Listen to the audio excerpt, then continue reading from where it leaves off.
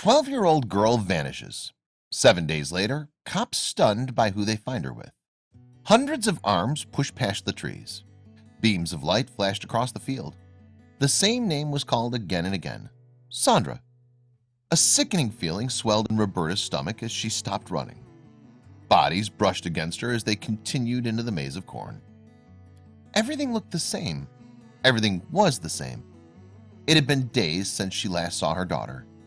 How would she find her little girl? Then they heard a strange noise. Before we begin, make sure to smash that like button, subscribe to our channel, and click the notification bell for more amazing videos. Roberta dried her palms against the thighs of her pants before shielding her eyes from the sun.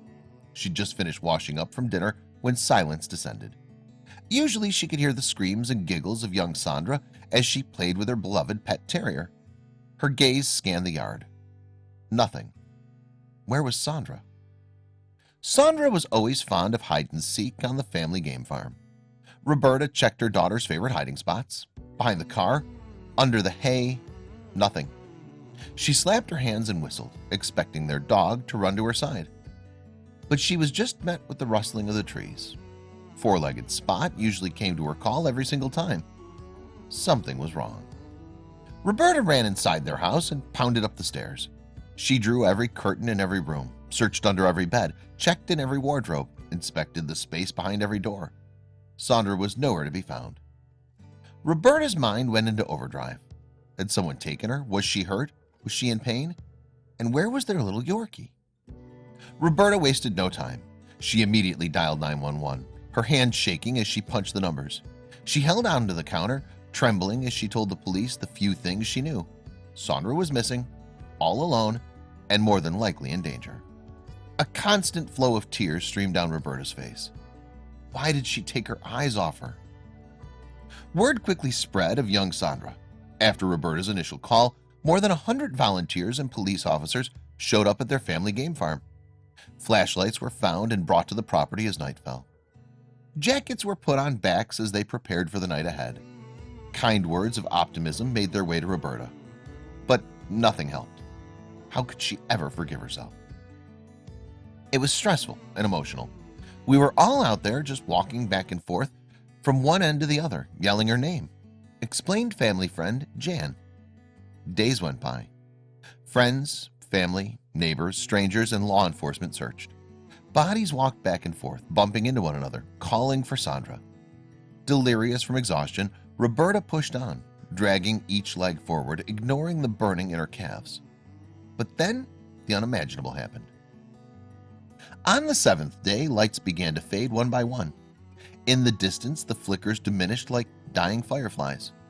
Roberta turned to take in the face of her friend, Jan.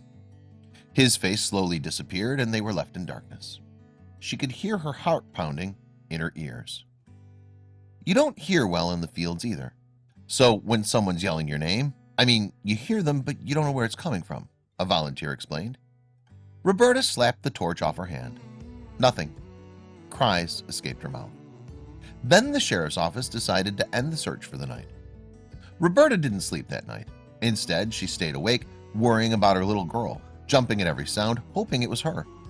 As the sun began to rise, Roberta went outside and was met by many of the same faces from the night before, and some newcomers. Out of habit, she picked up Spot's water ball. A chopping noise from the distance began to rise. 2 helicopters flew above her and made their way towards the field. Roberta refused to give up. Once again, the large group made their way into the corn as the sun rose. They scoured the area and called for Sandra. John, Timber's brother, had driven from Kentucky to Missouri to search for his niece. Roberta shared the surprising truth. We have some dangerous animals: lions, snakes, buffalo. John pushed on, combing through the long grass, determined to find her. Then he heard a terrifying sound. John stopped for fear he would make noise, called for Sandra again, and then waited. Another sound replied. He spun. He couldn't make out where the noise was coming from. So he ran, stopping every now and then in an attempt to find the direction the noise was emanating from. He pushed stalks of grass aside. Then he nearly dropped to his knees. Sandra lay motionless about half a mile into the field. Dirt covered her hands and face. Her hair was a nest of dirt and leaves, and her pants were stained in mud. But standing between the man and the girl were three fearless lions. And just as the police were gearing up for a dangerous extraction mission, the lions did the unexpected. They simply walked casually away, back into the forest. They stood guard until we found her, and then they just left her like a gift, John said.